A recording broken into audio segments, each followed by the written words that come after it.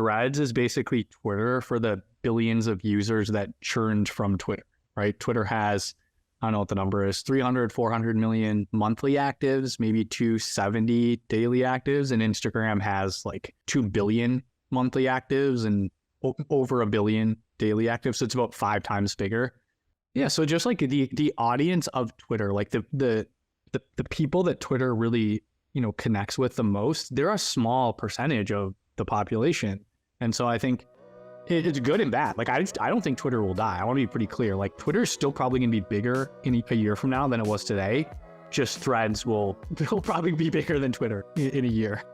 All right, welcome to another episode of Not Investment Advice. You got Trung Phan, Bilal Zaidi. Unfortunately, Jack Butcher couldn't join us this week, but we've got our friend of the pod, Turner Novak. Welcome to the show, man. Hey, thanks for having me. I wasn't on the pod the first time you were here, but Trung and Rainbow, the famous Rainbow dude, was smashing it on it together. Rainbow on TikTok. I think he's got 200 billion followers now. Is that right? Something like that. Yeah. I think every human on the planet has seen one of his videos at this point. Oh my goodness. But Turner, just before we start recording, we were talking about your branding exercises because we're going to talk about Threads today. Obviously, we're a few days late on that one, but we're going to do the full breakdown. But first, tell us a bit about the branding behind Banana Capital and your newsletter, The Split. We were saying how perfect it is for your brand. So tell us how you came up with that, man. Yeah, I guess the 30-second story. So if you've ever tried to come up with a name for a company, they're all taken. My genius wife was like, hey, Apple's the most valuable company in the world. What if you go with the fruit? Banana. Oh, no way. That's hilarious. What's the next letter? What is the next letter of the alphabet? Yeah, so... yeah, that's kind of how we came up with the name. Just because like every name's taken. Like you guys try to think of a name of a podcast, like everything's starting. So your podcast is The Peel, with the Peel Turner, and there are other The Peels. Like when I search in Apple, there are multiple. You're aware of this, obviously. Yeah, my bet was that I can rise to the top. I don't know how that works, but I was like, people check out The Peel podcast. Let's get Turner at the top of these search results. Yeah, so we just interview. Sorry, go ahead. Oh, I was going to say the podcast. We just interview founders of companies. It's like startups, public companies. Just talk about what they're working on, the insights. Like talk about their market, the industry, founding story. Just try to go really deep, real examples. So and the newsletter too. I think you mentioned The Split. It's all these banana names. So incredible. Try to play off each other. Some branding agency would have charged 500 grand for that spiel there. So I feel like you've just helped a lot of people, man. Just Who's got what comes after B? So C, what's going to cut? Someone's going to be in a coconut capital. It's got some alliteration in there. Coconut capital. Whoa, coconut capital's not bad. That's the other thing, right. I know. Remember what Turner did was he got the emoji because I know that you're also forward thinking, right? You're very active on social. You need the emoji. That's smart. The banana emoji is everywhere. Yeah, which it was kind of an accident that it became a big thing. It was you're like, there's an emoji like. That works, and it works too well. So, well, for the listeners that aren't watching this video, you're unfortunately missing the fact that it looks like Turner has a $50,000 gold-plated banana behind him. Yeah, I got a couple other things. I need to swap some things out. That's part of the thing with the podcast is you like switch up the background a little bit. I haven't done that yet, but I need to. I think I saw what you got, man. You got the minimalism, a couple books on the on your right side there, but board games too. Board game, solid. I'm ready for us to cook, man. Bilal, what's Yeah, so I mean, Turner, you wrote this beautiful piece in your newsletter about Threads. So we were just gonna turn it over to you and let you just cook a little bit and tell us what you think about it. But we're we're recording this on Tuesday. By the time this comes out, it'll be Wednesday morning. So I think the numbers are changing so quickly. Maybe we can just start by setting the stage of what Threads is. Obviously Zuck's been tweeting out, or sorry, not tweeting out, threading out. Well, what do you even call it? I guess that's the thing they need to work on. It's posts, I think, is what officially from. That's what they said. Just going back. All right, they're posting. All right. Yeah, so a tweet is a post. A thread, like multiple posts together, is called a thread, and then a retweet is called a repost, or no, it's called a rethread. I forget which one. Okay, confusing, obviously. They need Turner in there on the branding, so we'll get some. Yeah, they need Turner to do the branding on Threads. It's called a banana peel. Yeah, that's what it's called. You slip up because everyone messed up in the comments, and there you go. So I mean, the last number I saw was 100 million in, was it like 3-4 days? they announced, but I don't know if you guys have seen 5 days. Okay, cool. Doesn't matter. Just the fastest ever. It doesn't. Yes, the fastest number of all time. And so the one before this was ChatGPT, which is obviously fairly recently as well. Do you guys know how many days it took them to get to 100 I think it was million? like 2 or 3 months. Yeah, I think it's at about 60 Damn. days. That's pretty insane. Okay. It really, once it became a meme, I think, and then everyone's posting the screenshots, I think that's really what drove it. And then once you had the YouTube hustlers making content about making money with ChatGPT, I think that was also a pretty big boost. Yeah, it and just like took random, a while. thin rapper founders that are just trying to throw it down their distribution and name it called Barely AI. Like, that's all just Yeah, come on. Who would do that? All right, so Turner, so you wrote about the launch of Threads. And for the listeners that aren't familiar with your writing, even prior to the split, what people don't know about Turner, he wrote himself into venture capital, which is incredible. Like, basically was such a good writer and became so well known for his writing that he was able to break into VC. So with that preamble, could you tell us what so impressed you about Threads to launch, and then kind of where you see it going from here? Yeah, well, I guess what impressed me about the launch, well, if you kind of think about Facebook, they're known for cloning products and, like, killing competitors. They're also known for trying to do these clones that don't work. Like, they've had a lot of really high profile successful clones, but they've also had a lot of failures. So again, like, a lot of people are a little kind of skeptical about this. They're like, whatever. When you see the dialogue that's going on Twitter, those are people that are like, I don't use Instagram. Like, Twitter's way better. Why would anyone use Threads or this new Twitter clone? But I mean, what they just did really well, I think this was pretty ruthless. They basically planted the seeds and they said, hey, we're launching this Twitter competitor. I don't really know how they worded it, but they're just like, hey, we're launching this new product, Threads. I think the way they described it was like a sanely run version of Twitter. Interesting way to describe it. And then what they did was they basically went to all these people with really big followings and accounts on Instagram and just said, hey, we know you're probably getting pitched Twitter. Like, your PR people are perceiving all these pitches from Twitter to come and get on. But you don't want to grow your audience. You have 50 million followers on Instagram. Why don't we're going to build the same thing. We're just going to give you all the same followers. So you basically have all the biggest content creators on Instagram that are incentivized to get people to use Threads and get on there, because instantly, once you sign up for an account, you instantly follow all the same accounts you do on Instagram. So it kind of solves this cold start problem for both the content creators and sort of the content consumers. And so that's been one of the barriers that Twitter has always ran into. It's just hard to use. It's hard to get started as both a consumer and also a creator. And Threads was just like, no, we'll kind of make it all just work right out of the gates. And the huge push that they did, tons of press, and just instantly there was, like we just talked about, 100 million people using it within a couple of days, mostly in places like, I think everywhere except for like Europe. So I think it's in like the US, Brazil, India. Those are some of Instagram's largest markets. So is it even available in Europe yet? I'm not sure.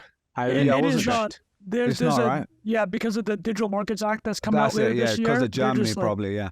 Yeah, they're in Germany. But anyways, the wet blanket, anyways, right? But Yep. So one basically instant conversion of this massive audience. And I mean, you've written about, I think I learned about interest graph from you. And like, can you talk about the difference between interest graph and follow graph, and what makes it kind of this Twitter, why a lot of people actually are power users of Twitter is like, I'm never going to go to Instagram. But like, what is the rationale behind that? Yeah, well, so I guess kind of thinking about how social media evolved over time, I'm skipping a lot, but let's just say we're familiar with Facebook. You're friends with people. You only see things in this feed that is what your friends are posting. It works. It's kind of evolved a little bit over time. Facebook kind of started to tweak and doing like recommendations. Same thing with Instagram. Twitter always was kind of this follower base where you would only see things if you follow them. What we kind of saw was Facebook and Instagram would slowly weave in things that you weren't necessarily following. And again, that gets you pretty receptive to viewing ads, because you don't say, what? I don't follow this account. I'm getting like, you're just like, oh, it's like recommended content. Oh, this is kind of cool. I'll buy this thing that showed up on my feed. I think the beauty of what TikTok did was they kind of just completely destroyed the concept of a follower graph. Like followers really mean nothing on TikTok. It essentially represents how many times you've gone viral. Like that's basically what, or the quality of your viralness over time. And so with TikTok, like you'll go to someone's account that has 10 million followers and some of their videos get 100,000 views or something. And it's just because the algorithms will prioritize the content that people want to watch. It basically, this isn't quite true, but it essentially prioritizes just like the time that you spend watching the video, because that's the point of these advertising platforms. It's eyeballs, it's monetizing the time spent. And so Twitter kind of actually started to borrow from TikTok quite a bit over the last couple of years, and then quite like even more once after Elon acquired. And if you're a Twitter power user, you probably noticed like some of these, the quality of the content has changed. I'll just say that. And so I think really what Threads kind of tapped into was not necessarily, like it didn't really do anything groundbreaking, right? They literally just said, hey, people are intrigued by Twitter. There's also a lot of people that don't like Twitter. We're going to take this same sort of like interest-based type of graph, but also combine it with followers a little bit more. No, there's a little bit more to it, but that's kind of this whole interest-based thing. It's basically like the content that the platform thinks that you want to watch based on the other things that you watch. Like that's what it shows you. So followers don't really matter at the end of the day. They do, but they don't. Yeah, Turner, I was going to say, I think with Threads, you're already seeing like you don't even have at the moment an option to see a feed of who you're following. Like when you sign up, you'll say, oh, I want to follow these people, or automatically follow everyone from Instagram. And then when you get to the feed, there's not even like a switch. Like on both TikTok and Twitter, you now have the For You page on TikTok, and then you have the following tab, which I'm assuming people use less, but still they give you that option. And then similarly on Twitter, the default is the algorithmic mix of what they think you'll like and people you follow. But then you've got the following tab, which I think they kind of added. Maybe that was like a small iteration when Elon came in. But interestingly, with Instagram, they're just saying by default, we're not doing that at the moment. Again, they might add that in the next few months. But that, I thought that was quite an interesting thing, what you said there, because like you said, they started with the social graph, they've moved to interest graph, and they've kind of set their stake now, and they're saying, all right, this is what we think it's going to be. Like people, and I was thinking a little bit about this because I kind of hate that as a user, but generally speaking. What like, do you hate? I hate like them assuming they know better than me in terms of who I want to see. Pure algorithmic. Yeah. And honestly, this is a little philosophical, but it's this weird thing about like what humans are intrinsically going to look at versus like what I'm choosing to, look at myself. And the curation of Twitter is what I loved about it. And so like even on Twitter, a lot of people joke about, you'll now see a lot of videos of like fights in the middle of the street or in Wendy's or something. Jack's like every time I open up, it's a bump fight or school fight, like top of the feed. And it's kind of one of those funny things where it's like, in a schoolyard, if someone shouts fight, everyone runs over, of course. But at the same time, so I know instinctively I'm going to look at that, right? Or on Instagram, it might be pretty looking people or something like that I'm also not especially trying to follow. Right, so there's a similar thing here where I'm saying on Twitter, I want to read interesting stuff, but like don't show me the stuff that's just viral. But from their point of view, their incentive is to keep you on the platform. So it's interesting to see how that evolves on Threads here. Yeah, because you might follow someone on Twitter because you're like, oh, I'm really deep into digital marketing. This guy, he has like 500 followers on Twitter, but he is just firing off bangers about digital marketing tactics. And I love his stuff. No one else cares. He has very low like view time or watch time or whatever. Yeah. But I want to see it, but it's like, it's not going to show up in that algorithmic feed necessarily. So it's definitely one of the downsides. But I think the interesting thing of what happened with sort of all the Facebook products is they really tried to lean into this interest graph, this recommendation based on Instagram, and people just hated it. I don't know if you remember this from about a year ago. There was a delete Instagram sort of, movement going. So I think what this did is I really don't know what direction they're going to go with the Threads feed, but it gives them sort of like a restart on a new social product to be like, hey, this is pure interest based. If you want your friends, go back, or if you want your following graph, go back to Instagram. Threads is purely interest based. I don't know if that's what they're doing, but it does allow kind of like a new start with whatever direction they want to take it, which is pretty powerful, I think. And I was just going to Go ahead, Bilal. Oh, I was Okay, just I going was to just say gonna one say- thing to clarify. Sorry, Drunk. I was just going to clarify one thing between. I actually love the interest graph on TikTok though, and we've talked about this on the pod before. But because you're looking at one video at a time, you know that's one of the reasons the algorithm's so good. Versus on Twitter and on Threads, you're looking at 3-4 things at a time when you're scrolling through. Obviously, they can see did you slow down, did you engage with it, etc. But I think that, and even like text versus video, I find there's like a nuance there. So it'll be interesting to see. I think like I used to work with Google, so there was a thing where I kind of see similarities with the way OKRs are set at the big companies. And a lot of the time there's like a PM whose objective is to increase this one number, which is just, monthly active users, daily active users, or time spent or whatever. But sometimes you can lose sight of like actual true engagement, because sometimes you're addicted to the platform watching it, but you might eventually churn because you've now, like I don't use Twitter as much as I used to 2 years ago, but my numbers might have looked good for a while because I was like addicted to the stuff they were showing me.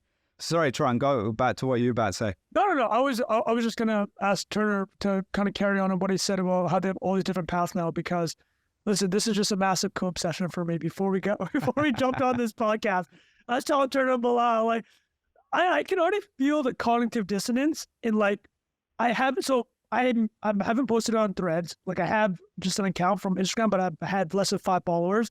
So I never had that advantage where you jump over and you had any followers, and I'm like, oh, kind of regret not even trying Instagram the last couple of years. But now in my head, we talked about it, I'm like, I'm in the camp. It's like, oh, never gonna use Instagram. Like this is never gonna work. And then just Turner comes on, like, yeah, it's gonna be bigger than Twitter in about 6 months. And so Turner, just stop. Let's not bury the lead, man. Tell us what you think's gonna happen with Threads, how well it's gonna monetize. Then I'm gonna throw you some like devil's advocate, and I want to see if I can like kind of break your bull case here, because I've seen you on Twitter. We've chat and the DMs, and you're so bullish on this, right? Like in terms of how big it can get. Yeah, we can definitely talk through bull and bear case. I'll give you just the pure irrational exuberance, like the bull case. So I guess continuing my thread of like it gives Facebook its first true like interest-based product. It also, if you think about the direction that a lot of their social feeds have evolved, they've evolved more towards picture and video. It gives them a chance to say, this is our text-based product, and we're just going to continue turning Instagram into TikTok and Facebook into like the retirement community or whatever. Like Thread is like a new start with whatever direction they want to go. So I think it's a pretty powerful tool.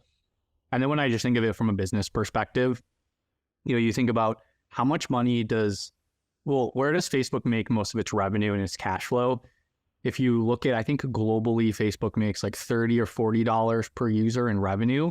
But if you break it down by like country and continent, it's like close to 300 a user in the US and like $10 or something in India, or maybe less than that. So places like the US, Western Europe, and maybe Australia and Japan, a couple markets is like the majority of Facebook's cash flow.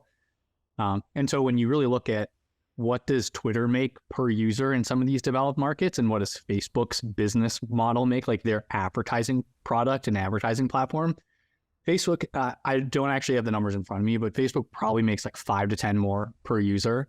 So if I'm Zuck and I'm saying, this is pretty cool, company you just bought there, Elon, I think I can probably get a lot of the same or, adjacent user base and put them on my product and my users are worth way more than yours.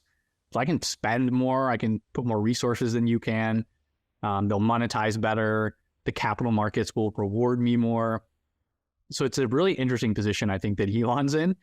And I was kind of saying this before we started recording. I really think Threads is basically Twitter for the billions of users that churned from Twitter, right? Twitter has, I don't know what the number is, 300, 400 million monthly actives, maybe 270 daily actives. And Instagram has like 2 billion monthly actives and over 1 billion daily actives. So it's about 5 times bigger.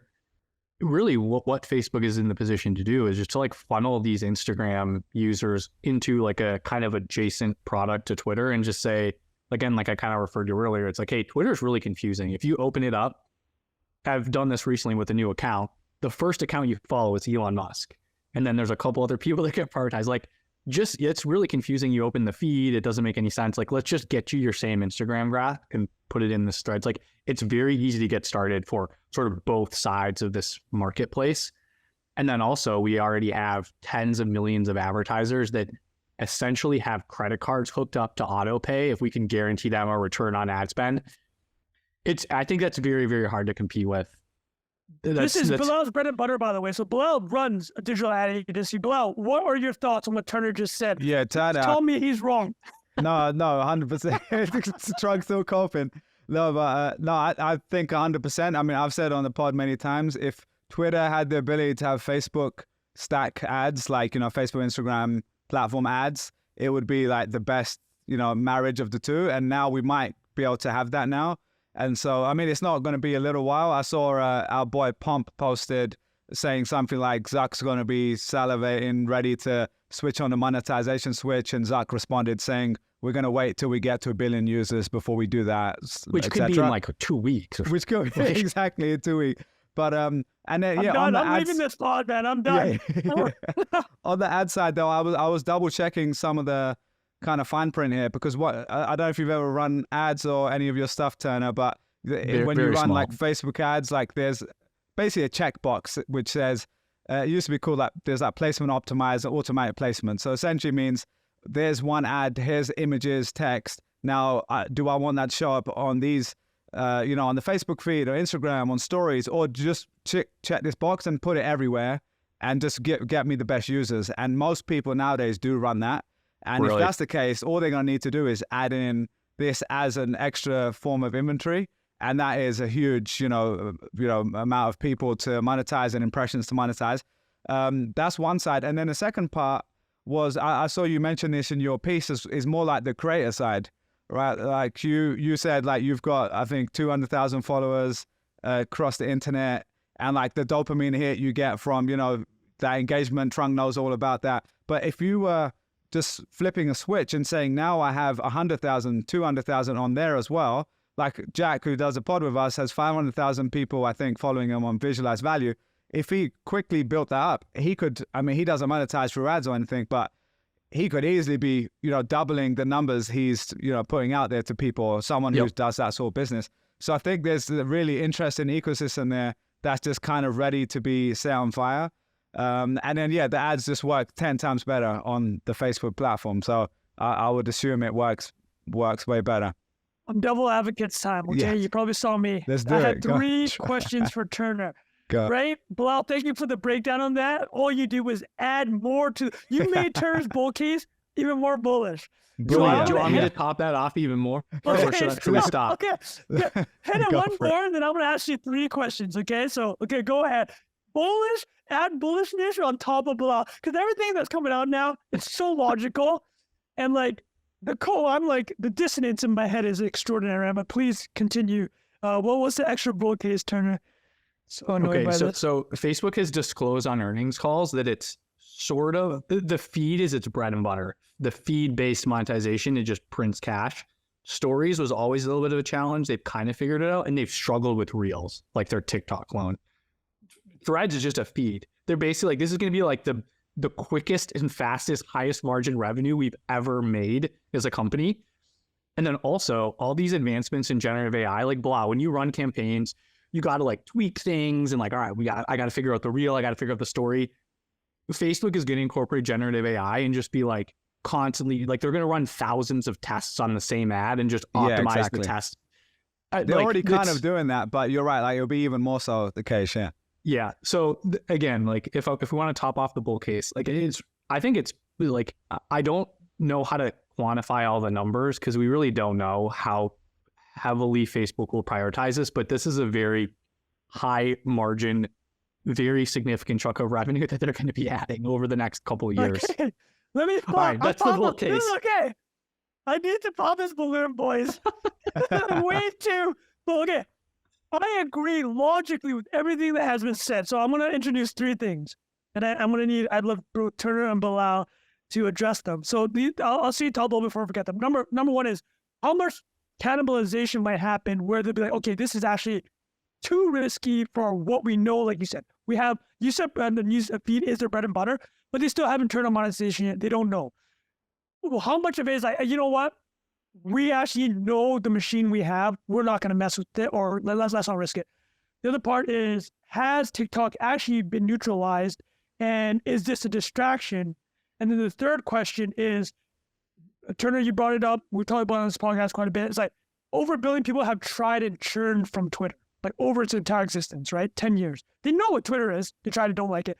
What if it is just that text-based is just not a thing? What if the reality is that 500 million people are text-based first. Everybody else wants to get fed this video and image BS. So first one is the cannibalization. What do you think about that one? Yeah, I mean, I think it's a really interesting time where you think of the last 2 years of Facebook. I don't know, if we think about just like the COVID years, it was basically low interest rate, crazy stuff. I mean, they were dropping 12 billion, 15 billion a year on the metaverse. Who even knows what that means? Zero, like really real rates were negative. If you think about real interest rates, especially with inflation, like before the Fed got in front of it, I mean, like -5% or like whatever the real rates were, like extremely low interest rate. Now we're at a point where, I don't know, real rates are a little bit higher. There's probably still around zero, but like the Fed's trying to get us closer to like 3, 4, 5%, 6%, wherever they end up at. So Facebook's like, all right, interest rates are higher. We're done fucking around. Like, this is how we're going to make money right now. Like, we need to write the stock price. And you just kind of think about the march that Zuckerberg has been on, cutting costs, stopping the metaverse stuff. What's like the highest margin product I can introduce right now? So I don't know. I think there is some cannibalization, but if you think about how most people probably use their phone, they probably use Facebook, Instagram, TikTok, and some combination of like of all those, plus Reddit, plus email, plus Twitter, plus some games, plus like a bunch of other products. So I don't know necessarily how much Threads is really stealing from Instagram. It's like it's sort of going to be a different content type and like intent of opening the product in the same way that it's probably a little bit different than Twitter too. Like all these things sort of steal from each other. But again, like, would you rather be Elon sitting there with the smallest of, if you think of all the products that Facebook owns and then the products that Elon owns, he has the smallest one out of all those and growing the slowest probably. And Mark can just say like, all right, this is what I want to happen. Like, he has so much ball control here. So I don't know. The cannibalization, I totally get it. But again, it's like once like Facebook. So when they acquired Instagram, it took about 3 weeks to incorporate Facebook's ad product in Instagram. I'm just like, I don't think it's going to be that difficult for them to monetize Threads whenever they want to. So I just don't think, and it's the feed, like the feed is their best ad product. And so I don't think they even see this as cannibalization. I think they see this as cannibalizing the stuff they can't monetize on Instagram potentially. But I don't know. Not the answer I was looking for. It's not. Yeah. All right. Go ahead. I do want to say though, that like that is like a real concern. Like I would definitely think about that from a business perspective, but I also just think it's just such high margin revenue for Facebook. It's like, I would so much prefer this over the metaverse stuff. Like if I'm an investor thinking through this. That's a great point, right? What you introduced that I didn't really think about is like, if you actually look at the company as a company, right? They were so demoralized by the metaverse, all the money spent, all the bad press, all the press about how nothing's happening. And now you get to take super talented people and you kind of talked about it before. Not only is it Threads versus Twitter, a week beforehand, it was this cage match, right? It was like the best PR ever that could have happened for Zuck as a rehabilitation story. So, okay, fair enough. Bilal, do you have any thoughts on that before we jumped onto the second devil's advocate? No, not really. Yeah, I think the one I want to talk most about was, I think, the third one you said, which was, do people just not like Twitter, or do they just not like that format? And so let's maybe we'll come back right now. Okay. Why don't we do that right now? Okay, yeah, go so ahead. what I was going to say about that is I 100% agree. I think that's the biggest kind of question for Facebook. And I guess my kind of TLDR on that is, if anyone's going to do it, I think they'll figure it out. But I do think we're all thinking of what Twitter is and them just directly cloning, because that's kind of what we're seeing right now. It's actually not even as good in terms of feature set. Like there's a lot of things that Twitter has that Threads doesn't have. But we're thinking of the original Twitter, which was very text-based, and now we're seeing more, video and images on there. But if you think about the sort of content that's coming from Instagram, that's obviously video and image first. So a lot of the top creators that are just straight away moving over, if you think of like, I think, Turner, you mentioned House of Highlights, you know, these meme pages that are more visual, not just like a text-based shit post. That you're getting a bit of both, but I think a lot of those people are just reposting a lot of their old Instagram stuff, which kind of works-ish on there, and it's a lot of visual stuff too. So I think the way we all think of Twitter not being so big on video is because we've posted videos and know it kind of didn't work that great, especially with links and stuff like that. Traditionally, that's kind of changing a little bit. But it might just be that the people that are going on Twitter, on Threads, because they're used to Instagram and they're coming from there, they're just more primed for images and video. So it could be just it's not a text-based thing that we all thought it would be primarily. I mean, I think it primarily will be text, but there might be a higher proportion of images and video that is also prioritized on that platform. So that might be enough. But I think there's the bear side is where, you know, in the last like 6 to 12 months, there's been these people protesting and saying, I'm getting off Twitter. And now I've seen some of those same people saying, I'm on Threads, like, you know, it's going to be that different. And that'll be interesting. My general philosophy on that is mostly like the utility is really what matters, not like a protest. Like, you're not really going to stay around on Threads because you hate Elon Musk. You're going to stay on there because there's good content that you like engaging with. So I don't think that's enough. Though I think it's smart that they've kind of positioned themselves, like Zuck is saying, this is a safe place for everyone and all that sort of stuff. Again, time will tell. The only way you can actually make something like that work is how good the filtering and the spam stuff is and the regulation on there, basically. So, So yeah, that's kind of how I feel, but we're curious to hear what you guys think on that. I mean, I think it's been a masterful kind of PR and comms performance from Meta. I mean, really, if you think about it, I don't know how many employees Twitter has, but I know at one point, like 5 years ago, Facebook had over 1,000 people on its comms team. It probably has grown since then. I would wager Facebook has more people on its PR and comms team than Twitter has total employees. That's probably true, yeah. We should think about that as we perceive what Facebook's doing. The other interesting thing, I mean, they're really smart about this stuff. No one really remembers this, but the day that TikTok launched its self-serve ad platform, which was probably the biggest threat to Facebook like ever in the history of the company, was the day the TikTok ban rhetoric started to pick up. It was masterful. Like they just seeded PR. it. They just launched it. Go to the Post. Go to the Times. Here, we've pre-written everything. Nick Clegg will talk to anybody. He's the government head of government for them. Yeah, I remember reading like, holy shit, TikTok. Because I was kind of following. They were doing the beta. I was like, man, this is going to be huge when it launched. The day that the headline hit that it launched was all this TikTok ban stuff, and I was like, wow, that is savage. Snuffed it out. Wonder where that came from. Yeah, exactly. Yeah, I mean, it can't be a coincidence, but like it's smart comms from Meta. I think so. I guess continuing on the whole like what people really want. If you think about Instagram, do you read the captions on a lot of the posts? Not that much, no. I mean, eventually, like if I'm really engaged, I would go back down. But it's kind of like the headline. It's the equivalent of the headline as the image. So I'm just scanning through, and then if I'm really interested, I might read the caption. Yeah. And are there a lot of content on your Instagram feed where there's like text in the image or text in the video? Like, or like screenshots from Twitter. Like I think you mentioned that in your piece as well, right? Yeah. So like, I actually think text is kind of a component of Instagram. Like it's not, but it sort of is. Yeah. Like I think that especially with all the annotation stuff they've added, like with stories, even like the amount of stuff people add their own text that makes sense. Yeah, but I think if you just think about like who's the audience for Twitter, this primarily text-based reading, consuming knowledge, getting smarter, it's a small percentage of the population versus the vast majority of people that open up Instagram. They are not a podcaster, a digital ad agency owner, like somebody who writes a newsletter, somebody who hosts a podcast or like writes online.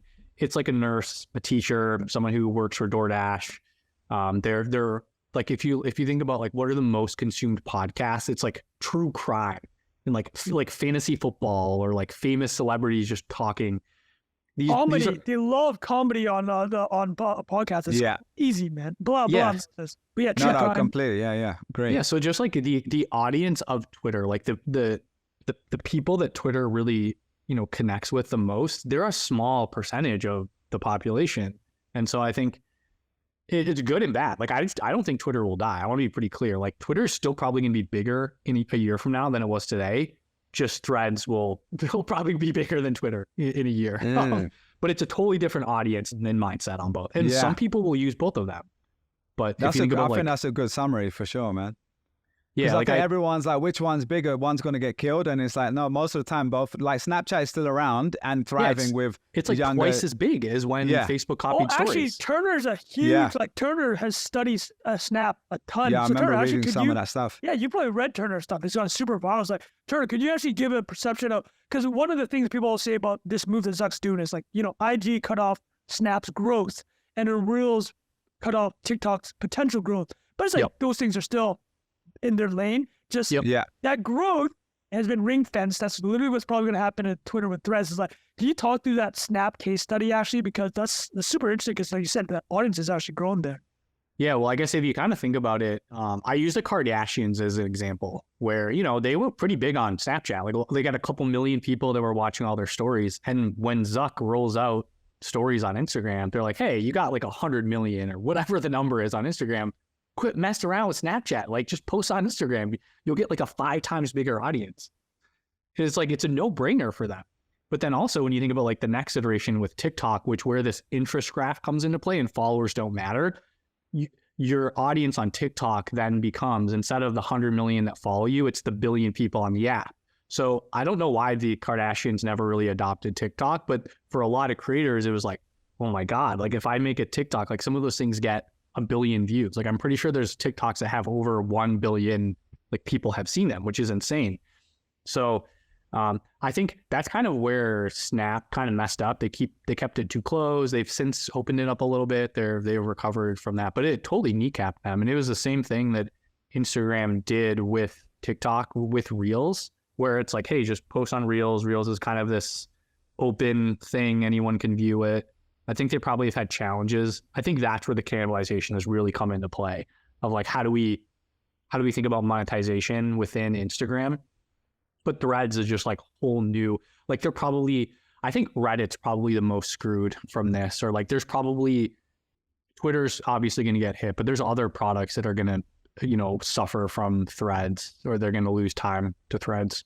Why Reddit? Because of the text-based, sorry, I just want to see, can you talk through the Reddit one a bit? Yeah, I don't actually know if this is true. I haven't seen any data yet, but I would just kind of assume that, if you're looking for kind of like your text-based news, like I want to kind of read and catch up. Except the interesting thing, Reddit has a lot of desktop usage, and Threads doesn't have a desktop product yet. And again, same with Twitter. Like a lot of the Twitter power users, people are not churning out threads about like all the new AI products on their phone on Twitter. They're desktop. Like that is where the power creators for anything text-based is on desktop, really.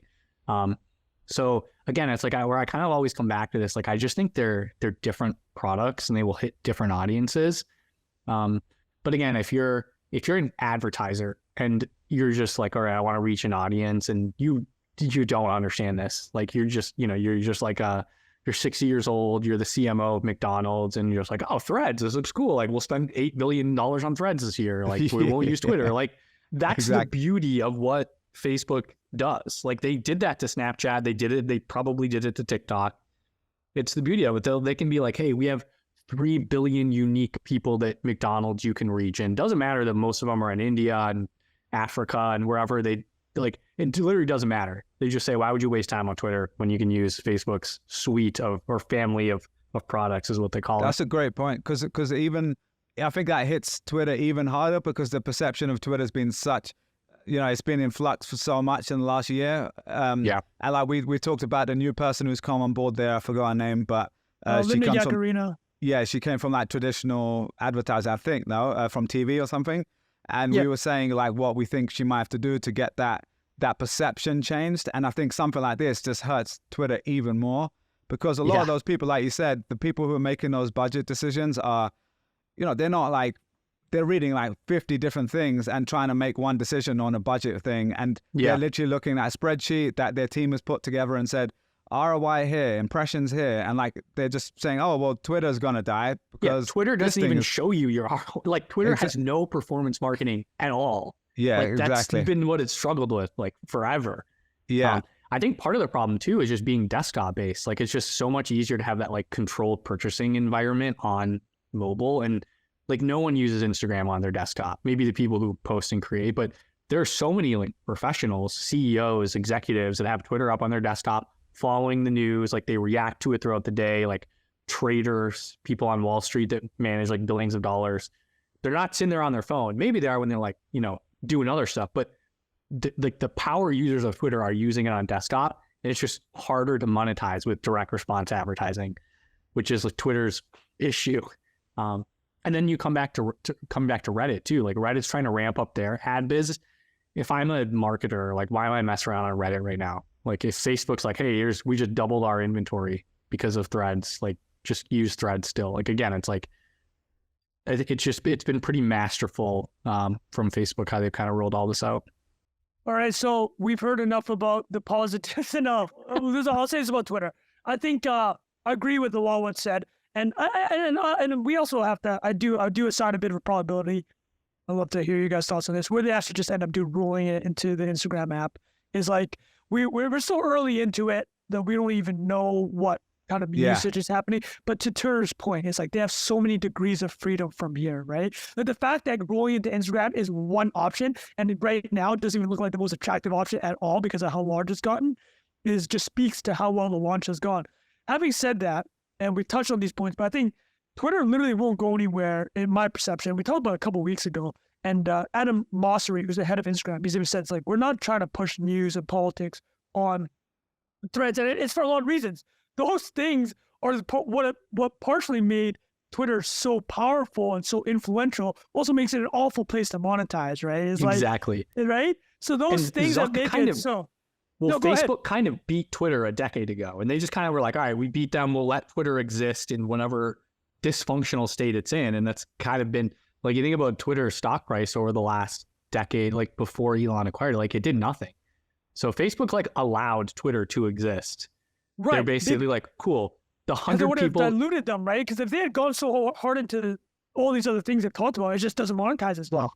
Yeah. So they're just like, cool, you guys can have Coke can spend $10 million a year to get 1 billion impressions on the timeline, or like whoever's advertising on Twitter, you guys can have that money. We'll get all the people who actually like want to run real ads. So like you take like digital ads that you can measure and actually like make money from. So yeah, I don't know. I think Twitter will still exist, and I will probably still use Twitter way more than I use Instagram or Threads.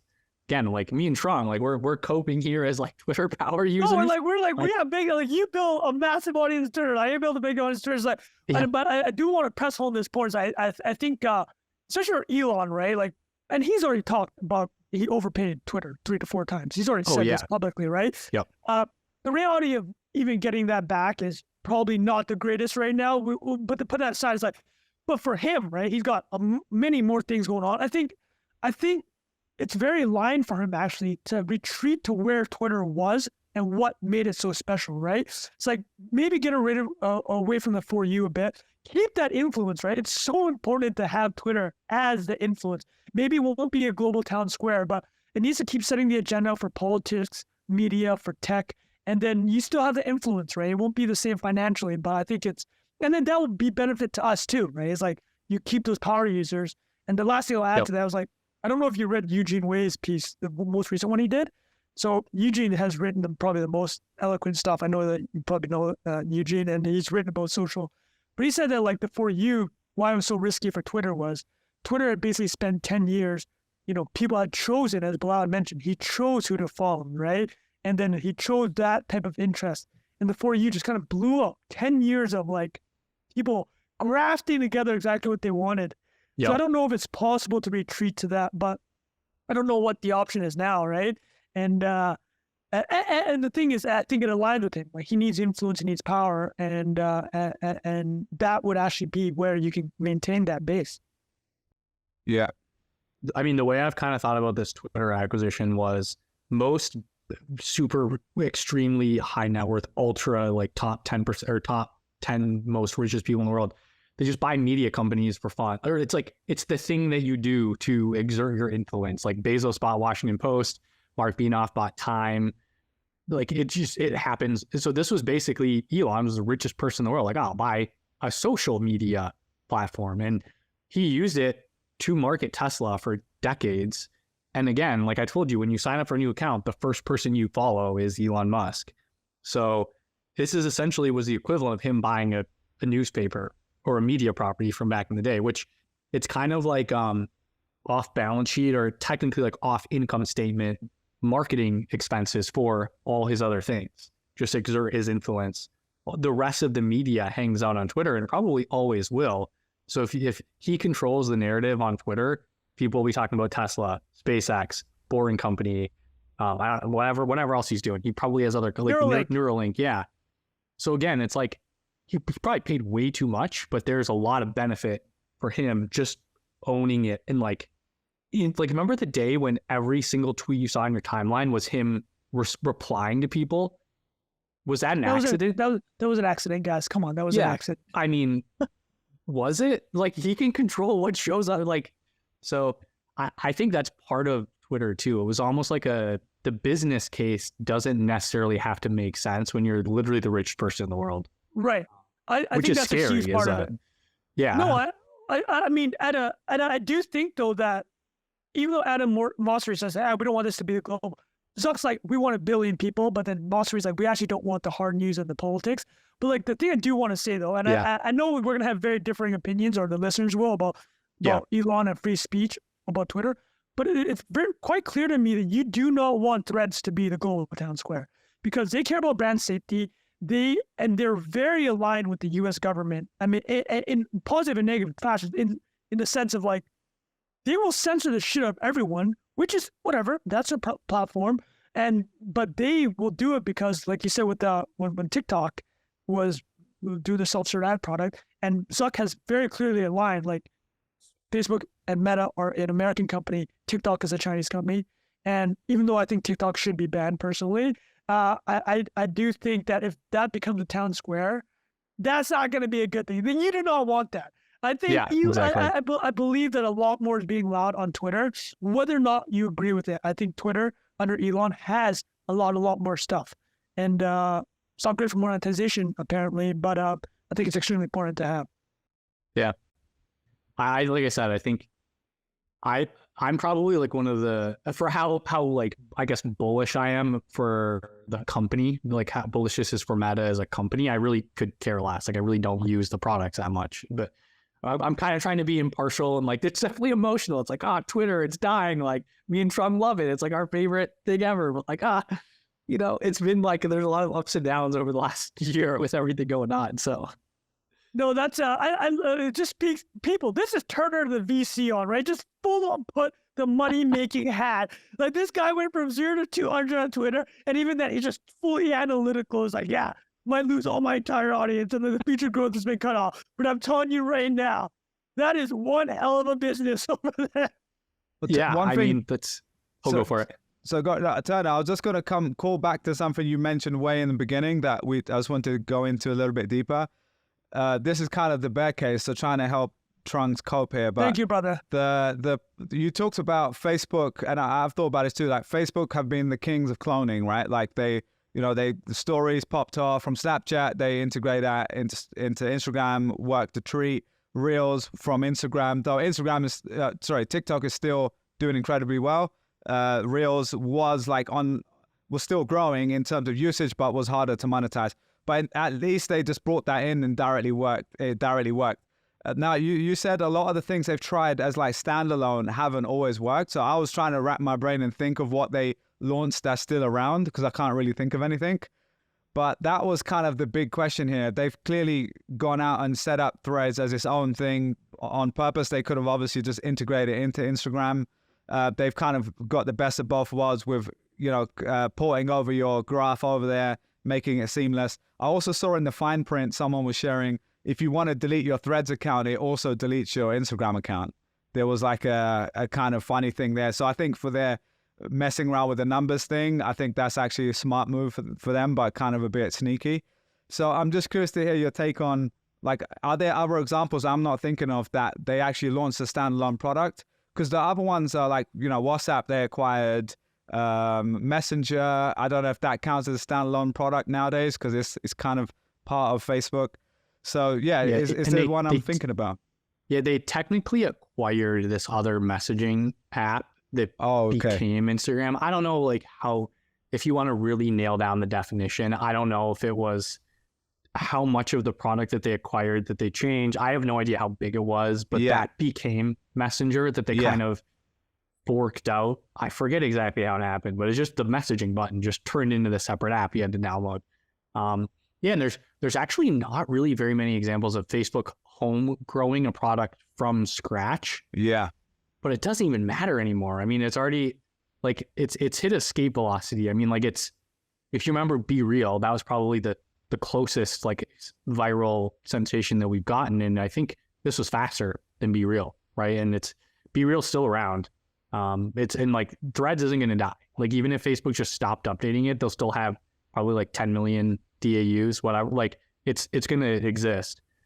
I think, like, if you look at sort of some of the acquisitions, like when Facebook acquired Instagram, I think it had 40 million registered users was the number. And the chart was kind of going like this. And then, like, the moment they acquired it, it like goes like this, and the growth rate increases by like 2 or 3x. Yeah. And it was just Facebook just juicing it with basically what you did is when you post an Instagram picture, it would automatically cross-post. Like, you could cross-post it to Facebook. Yeah, I remember that, yeah. And this was like when Facebook, like, cut off Twitter, they'd cut off Vine. Like, they only allowed you to do that with Instagram. And they're doing sort of the same thing with Threads, where if you use Instagram a lot, you probably know tweets are like one of the most popular format of content on Instagram. And what they're doing is they're basically, hey, make it in Threads, click a button that just posts it on Instagram. So instead of having to, like, go into Paint, whatever, Figma, crop it, like, you got to edit it.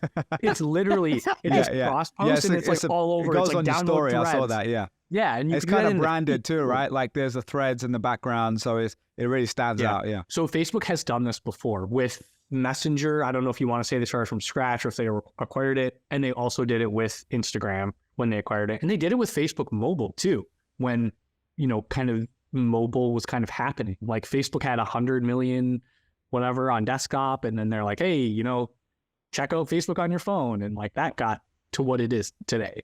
So I think that's a little bit a part of it too, is they've done this a couple times before, and yeah, they've had these failures, but I can't remember the last time that they had like the entire management team and like this full court press, and like it's literally all anyone's talking about. Like, they've never done this with a product before. So I think they realized this timing that they had with, I don't know if you guys have talked about Twitter's rate limiting in the past, but Twitter basically made it so you couldn't share tweets off platform. They just made it really difficult. Yeah. And so, I mean, Facebook was like, and it came out, they were going to launch a month later, and they decided, oh, we're launching now because of this issue. So again, like, I just don't think it's going to fail. Like, it's here to stay. Who knows how big it gets? It'll probably be bigger than Twitter, but like, they're not going to just abandon it. I mean, it's already like the 10th biggest internet property in the world at this point, or whatever their ranking is. Like, they're not just going to let that die. So yeah, fair. Let's just jump into predictions then. So, Turner, from there, a year from now, broadly what you kind of just said, it'll be around. Probably. Yeah, I do think it will be around. I really don't know how, because like we talked about, there's a reason Twitter isn't that big. People just don't want to just read all day. Like, people want to sit back and, watch comedy, watch, attractive people, whatever they do on Instagram. Like, it's a different schoolyard fights. Schoolyard fights. Yeah. Like World Star. So I don't know. Yeah, I mean, my prediction is it still exists. It makes a ton of money for Facebook. Twitter is probably bigger today or in a year from now than it was today. That's my crazy prediction with Twitter is I think Elon is positioning to absorb a TikTok spin out if they were to have to be forced to spin it out in the US. Oh, this is crazy.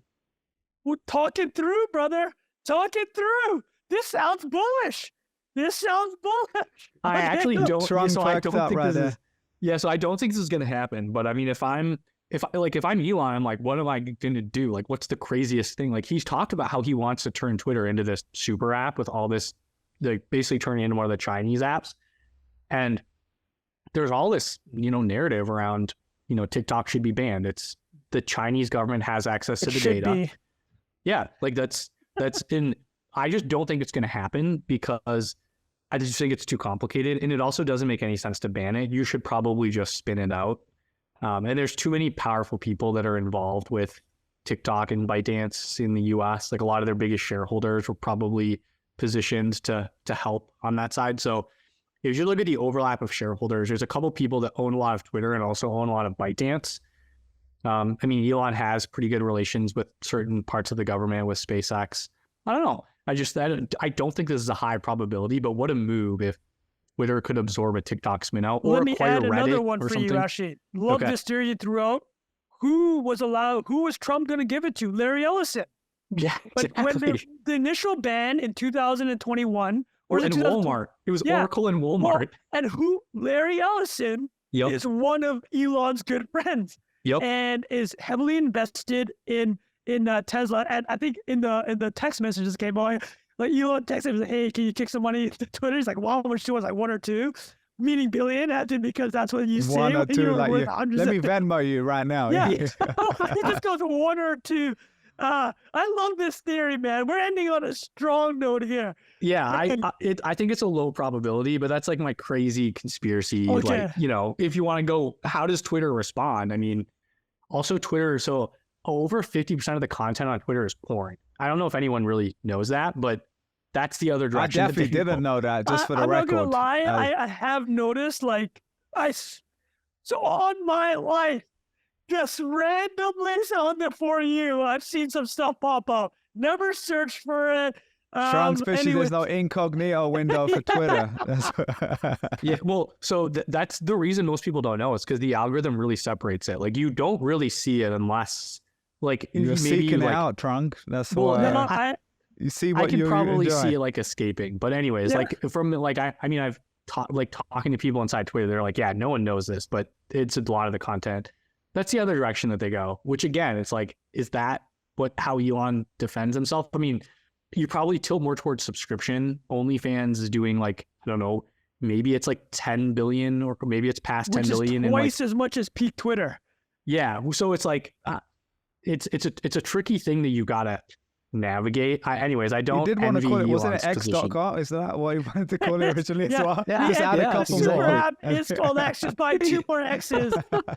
Yeah. Let Anyways, me, so yeah, my prediction: Twitter's also fine. I think they're all Okay. fine. Threads is bigger, makes a bunch of money. Twitter still exists. Yeah, that's all right, so let me throw mine. Then we'll go to Bilal. Yeah, I'm gonna be a little bit because I can't be parroting exactly what Turner says here. So I want to say that no, I think Threads will be comparable in size. But I do think text-based is just not that appealing to a lot of people. Like, I think me and my wife are a perfect example. It's like she has the complete opposite social media taste as me, right? It's just IG and Facebook. So even Facebook, I have to keep up with some of our friends. Dude, I don't, and you know what? I'm not even chuffed about it. I'll be honest with you. When that first day when the launch was happening, I knew, and even Turner messaged me, he's like, hey, I knew the opportunity. I knew the land grab that was happening. And like, I am a growth whore. Like, let's be honest. I am a total growth whore. But I was like, you know what? I'm just going to sit this one out. I already don't have any, I've never been on IG. There's 2.5 billion people there. I've never done TikTok. There's 1 billion people there. I'm on the smallest social network already. So like, it's not like I'm really missing out. Like, I've already consigned myself to the text-based heavy shit posting tech, which is working, or whatever I do. I'm happy with that. So I think that I love the TikTok spin-off theory you threw out there. But the other thing I'll just say is I think Elon does realize that the real-time hard news, the stuff that Adam Mosseri from Instagram says he doesn't want to do, just lean into that, man, because you got to keep Twitter as this influential machine that it is. And I think that's going to stay the same. So anyway, that's my predictions. Not much there, but Bilal, thoughts? Yeah, I feel, my summary is kind of similar to what you said, Turner, a little bit. Like, I think both are going to be around, both are fine in that they'll exist, but I think fine is a bit subjective there, because I think fine just existing isn't really enough for Twitter, especially for Elon. I think he's invested a lot of, there's opportunity costs of what he could be spending his time on, and right now a lot of it is on Twitter. So I think the only thing I would differ on is I think it's super easy for Facebook to just convert all these people, and the numbers are obviously incredibly high. I think this is comparable to when they turned on stories and reels. If that was its own app, you would say, oh, well, those numbers are crazy high.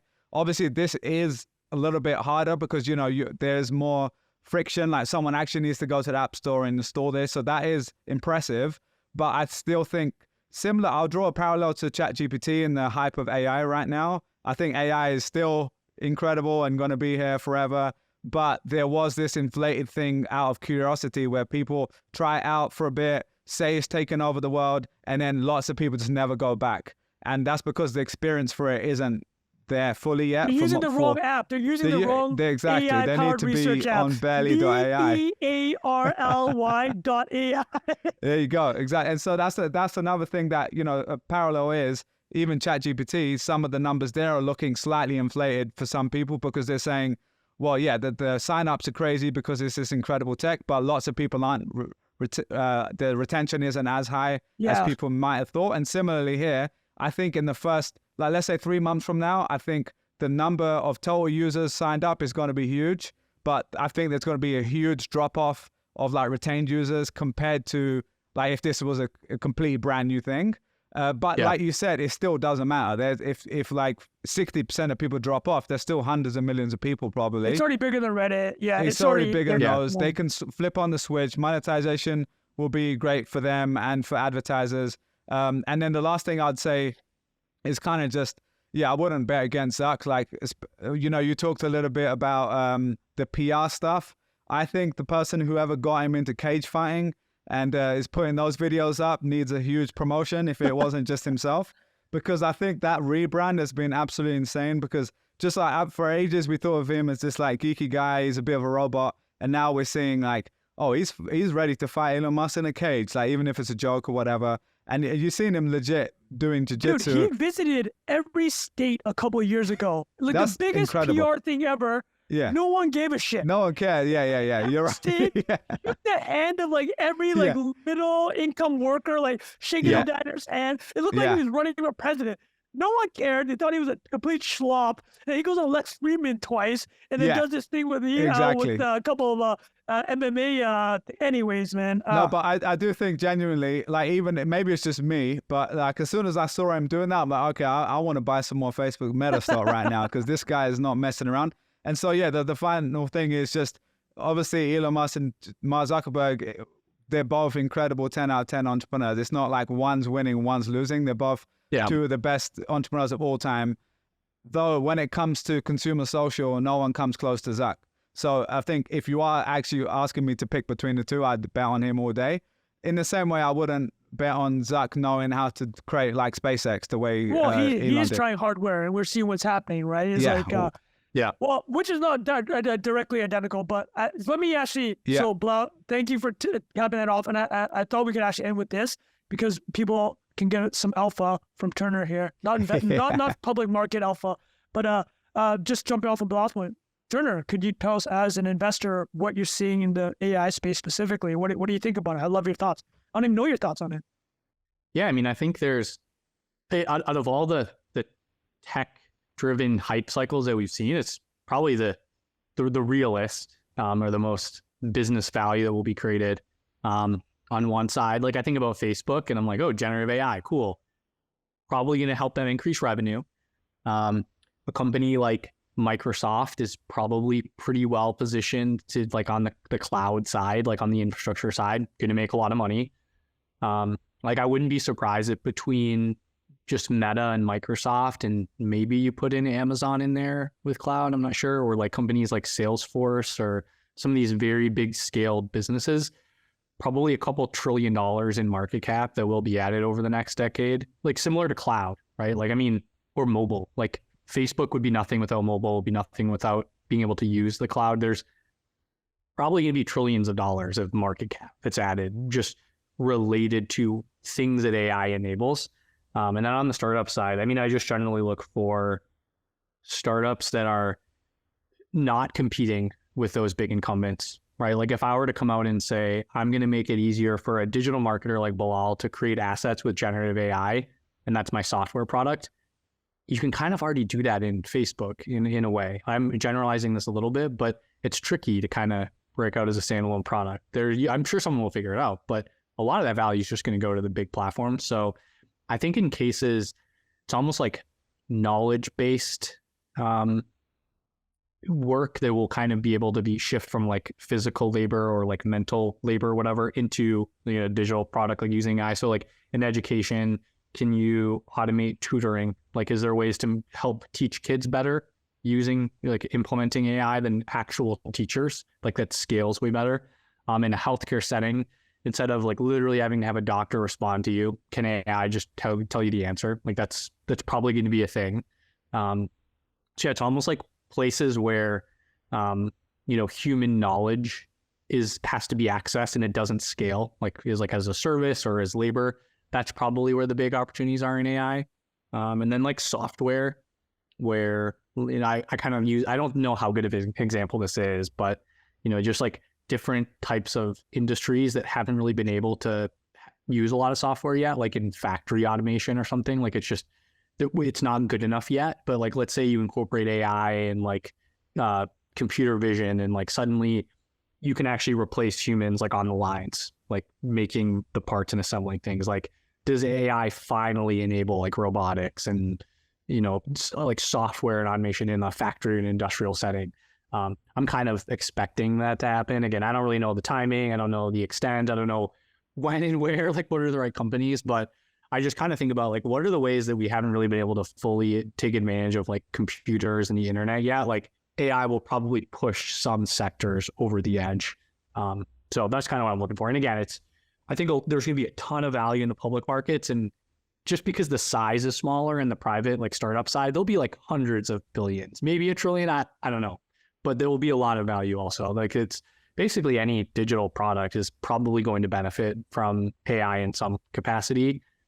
It will probably just be triangulating like what is the right, as an investor, what's the right time to like enter? Like when's your entry valuation, right? Like is it good to buy NVIDIA now, or should you wait 3 years? Because the stock goes down and drifts, and in 3 years it starts going up again. I don't know the timing, but for a lot of these companies, I think there's definitely a lot of value because it just replaces human labor and the human mind really at the end of the day. So, and it just scales better. So, yeah.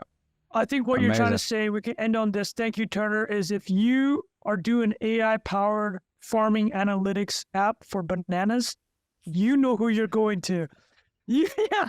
That's the perfect niche there. If you're improving banana yields with AI, you know who to come to for that investment. I was going to say DM me on Threads, but Threads doesn't even have DMs yet. So I guess DM me on Twitter. That's the summary right there. All right, thanks, Ted. Anything else, boys, before we wrap it up? No, that was beautiful, no, man. Thanks Thank for you having so me. much. Appreciate you coming on, mate. That was great. Yeah. And we'll link to, for people still here, we'll link to the post in the show notes. And if you're too lazy to go there, just go to The Split, which is thesplit.it. So the IT at the end is genius. Is a split Italian domain, I'm sure. So love that domain, killing it. Anyway, thanks again for being here, everyone, and we'll see you guys next week. Cheers. Bye-bye. Amazing. Thanks, guys.